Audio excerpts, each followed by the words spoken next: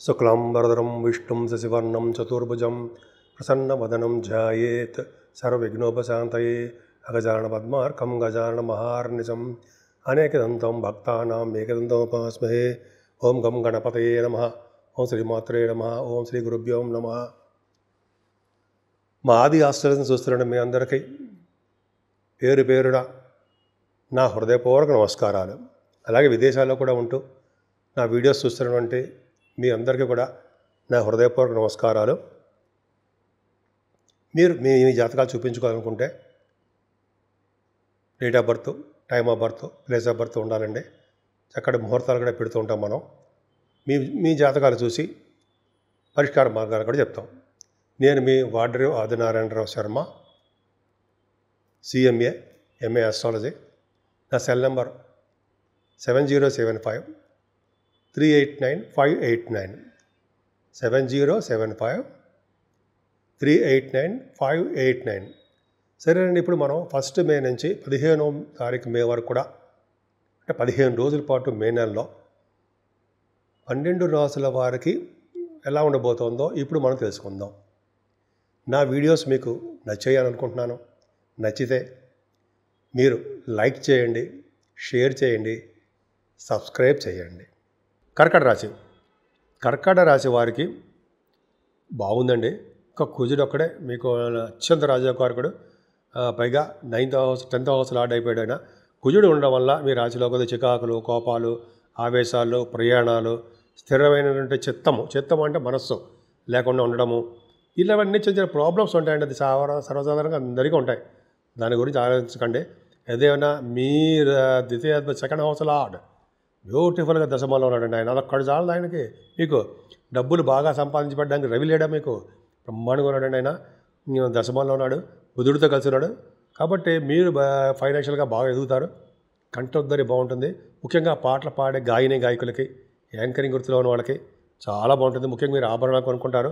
మీరు పాటలు పాడడము, ప్రోగ్రామ్స్ రీత్యా విదేశాలు వెళ్ళడానికి అవకాశాలు మీ భవిష్యత్తుకి రెడీ అయిపోయి ఉంటారేమో కూడా. అంత అద్భుతంగా ఉంటుంది పాటలు పాడేవాళ్ళకి, గాయకులు అనమాట. మీకు మామూలుగా అందరికీ ఉంటుంది అనుకోండి. ముఖ్యంగా ఈ ప్రోగ్రామ్స్ ఇస్తారు కాబట్టి వాళ్ళకి సెకండ్ భావం చెప్తున్నానండి. అంతేకాకుండా ఆభరణము, వాహనాలు కొనుక్కోవడానికి అవకాశం ఉంది.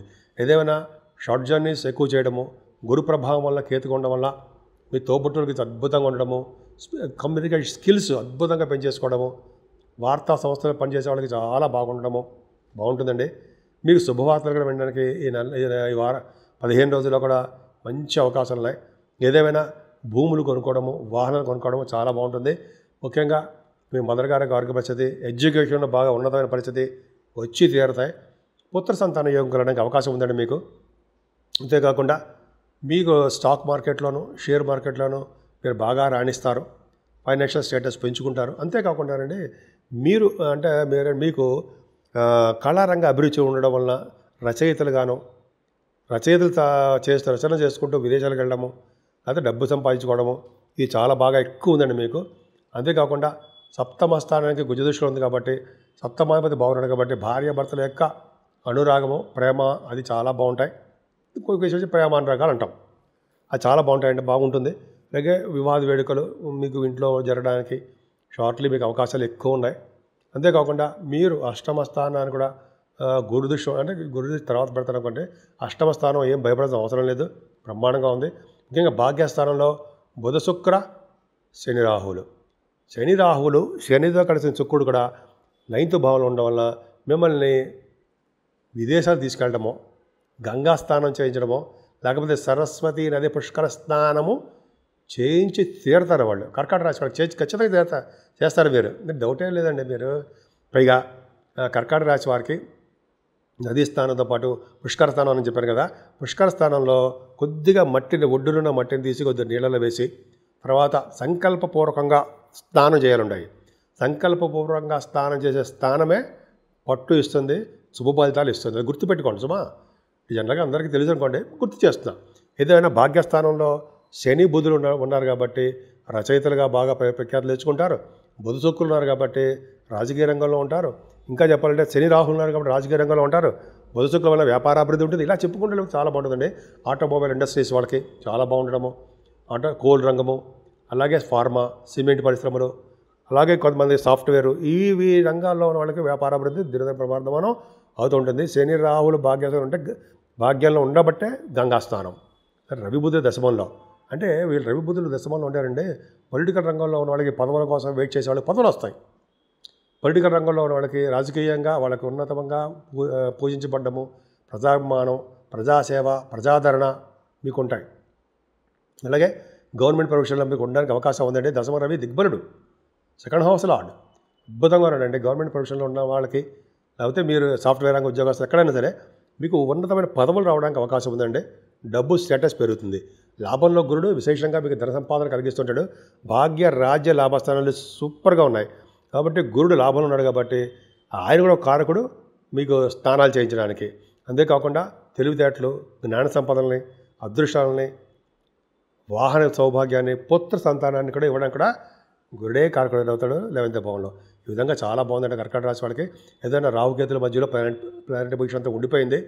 అలాగే కుజుడు కూడా నేచస్థితికి వెళ్ళిపోయాడు కాబట్టి సుబ్రహ్మణ్య స్వామి ఆరాధన, సుబ్రహ్మణ్య స్వామికి పూజలు, అలాగే రాహుకేతుల కాలసర్ప దోషంలో పూజలు చేయించుకోవడం వల్ల మంచి యోగం కలగడానికి అవకాశం ఉంది. ఏదైనా శివాభిషేకాలు కూడా చేయించుకోవడం చాలా అద్భుతమైన అవకాశాలు బాగుంటాయి. 12 రాశుల వారికి చెప్పుకోదగ్గ రెమిడీస్, మనం ఆచరించవలసిన పద్ధతులు, ఏం చేస్తే మనకి రాహు వలన, కేతు వలన, కేతు గ్రహాలు అన్నమాట, కుజగ్రహం వలన వచ్చే దోషాలు హరిస్తాయి అనేది ఇప్పుడు మనం తెలుసుకుందామండి. ఇందాక నేను చెప్పినట్టుగానే రాహుకేతుల మధ్యలో అన్ని ప్లానెట్స్ ఉండిపోవడం వల్ల మనకి సర్పదోషం ఉంది. కుజుడి వల్ల కూడా సర్పదోషం ఉంది. ప్రతిసారి చెప్తున్నట్టుగానే రాహుకేతులకి మనకి దగ్గర ఉన్న ఊళ్ళలోనే చేయించుకోవడము, లేదా మీరు అక్కడ ఆ ఊళ్ళలో తిరుపతి ఆ ఏరియాలో ఉంటే ఒకసారి కాళహస్తి వెళ్ళి అక్కడ దర్శనం చేసుకోవడము, పూజ చేయించుకోవడం వల్ల సర్పదోషం పోతుంది. ఎందుకంటే పైగా మళ్ళీ 19వ తారీఖు కూడా మారుతారు వాళ్ళిద్దరూ, మే 19. అప్పుడు కూడా సర్పదోషమే ఉంటుంది మారినా కూడా. కాబట్టి ఖచ్చితంగా సర్పదోషాలు చేయించుకోవాలి.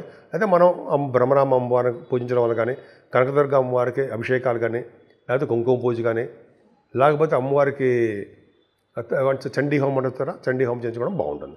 సుబ్రహ్మణ్య స్వామి మాత్రం ఖచ్చితంగా మనం మీరు అంటే రియల్ ఎస్టేట్ వ్యాపారస్తులు కానీ, సాఫ్ట్వేర్ రంగ ఉద్యోగస్తులు కానీ ఎవరైనా ప్రతి వాళ్ళు కూడా సుబ్రహ్మణ్య స్వామి మాత్రం పూజించాలండి. దగ్గర ఊళ్ళో ఉన్నప్పుడు సుబ్రహ్మణ్య స్వామి పూజించండి, పాలాభిషేకం చేసుకోండి. లేదా మోపిదేవిలో సుబ్రహ్మణ్య స్వామి ప్రతిష్ఠ చేయించుకోండి, మరీ మంచిది. అవకాశం ఉంటే చేయించుకోండి. ఎందుకంటే ఇప్పుడు అంతా ఎండాకాలం కాబట్టి కొద్దిగా కష్టము. మీకు అవకాశం ఉంటే చేయించుకోండి, కానీ అంత కంపల్సరీ ఏం కాదు. జాగ్రత్త చూసుకోండి, హెల్త్ ఇంపార్టెంట్. సరే, అది పక్కన పెడతానండి. అసలు మెయిన్ ఏంటి, 8వ తారీఖు అండి, ఈ నెల 8వ తారీఖుని, ఈ నెల అంటే మే నెల 8వ తారీఖుని అన్నవరం సత్యనారాయణ స్వామి వారి యొక్క కళ్యాణం జరుగుతుంది. సో ఆ రోజున కానీ మీరు స్వామివారికి సత్యనారాయణ వ్రతం చేయించుకోవడం కానీ, లేదా కళ్యాణం చేయించుకోవడం వల్ల కానీ, అయితే ఒకసారి వీలుంటే అక్కడికి వెళ్ళి దర్శనం చేసుకోవడం కానీ, అన్నవరం చేసుకోవడం వల్ల అద్భుతమైన ఫలితాలు ఉంటాయండి.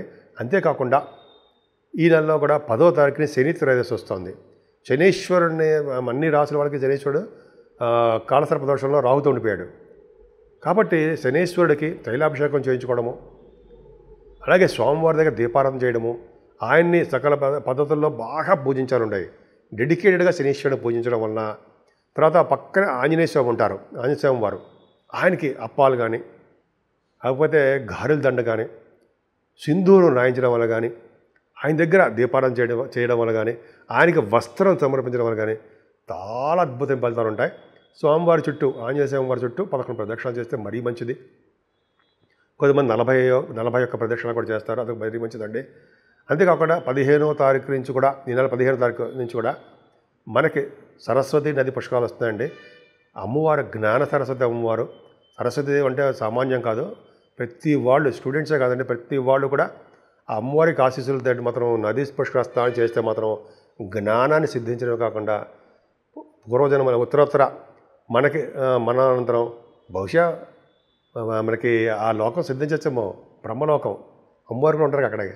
సరదాగా అంటాను అనుకోండి, అంటే బ్రహ్మలోకం ఉండాలని అక్కడికి వెళ్ళాలని మనకు మనస్ఫూర్తిగా కోరుకుంటున్నా. కాకపోతే ఇప్పుడు కాదు.